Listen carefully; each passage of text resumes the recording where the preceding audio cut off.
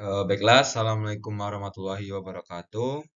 Eh, Perkenalkan, nama saya Ridhoyul Asmoro dengan NIM 233699039 dari Prodi Ilmu Hukum, Fakultas Ilmu Sosial Universitas Negeri Padang. Sebelumnya terima kasih kepada Bapak dosen pengampu, Bapak Iip Permata STMT, karena telah memperkenalkan saya untuk mempresentasikan dari presentasi dari saya. Presentasi ini memuat tentang cybercrime. Cybercrime. Perlu kita ketahui bahwa seiring perkembangannya zaman, pelaku cybercrime itu semakin banyak dan semakin tingkatnya semakin tinggi karena semakin berkembangnya zaman, dunia internet, dunia IT itu sangat berkembang sehingga banyak sekali berbagai macam kejahatan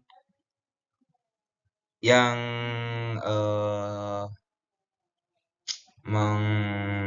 dari cybercrime tersebut. Yang pertama yaitu apa sih cybercrime? Cybercrime adalah sesuatu yang sangat dinamis, tindakan yang melanggar hukum, yang memanfaatkan teknologi yang entah itu IT-nya dijadikan target atau sebagai dalih. Kejahatan cybercrime mencakup berbagai kegiatan yang melibatkan pelanggaran hukum dan eksploitasi teknologi informasi untuk tujuan jahat. Ciri-ciri cybercrime. Di cybercrime terdapat yang pertama yaitu di cybercrime terdapat physical atau geographical boundaries. Yang kedua yaitu kejahatan ini sangat less effort atau bisa dilakukan dengan sangat mudah. Yang ketiga, daya jangkauan atau dampaknya lebih luas dibandingkan dengan kejahatan biasa dan implikasinya atau kerugiannya lebih besar kepada si korban, keuntungannya tentu lebih besar kepada si pelaku yang melakukan kejahatan cybercrime tersebut. Jenis-jenis cybercrime. Ada dua jenis cybercrime. Yang pertama yaitu cybercrime yang hanya bisa dilakukan melalui device komputer atau bentuk device lainnya dari informasi dan komunikasi. Contohnya seperti hacking atau malware. Cyber yang kedua yaitu cyber enables crime difasilitasi menggunakan internet. Contohnya seperti penipuan seperti dalam contoh perdagangan, dalam contoh perdagangan, perjanjian atau sebagainya atau penyebaran konten pornografi yang sedang naik juga di Indonesia isunya seperti saat ini.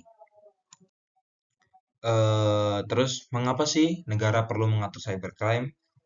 Eh, yang pertama yaitu karena penggunaan IKTA yang meningkat.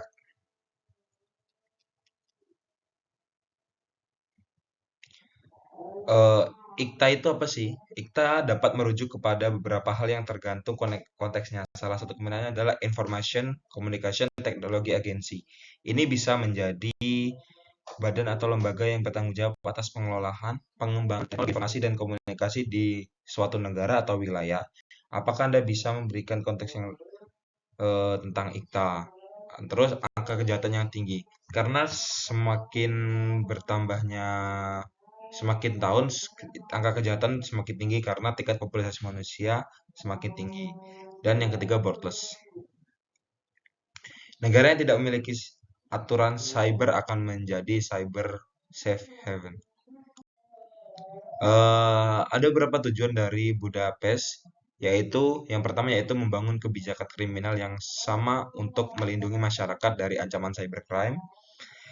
Yang kedua, kerjasama antara negara dengan industri swasta dalam memberantas cybercrime. Dan ketiga, menjamin keseimbangan antara kepentingan penegakan hukum dan penghargaan terhadap HAM. Dan yang keempat, menjamin perlindungan atas personal.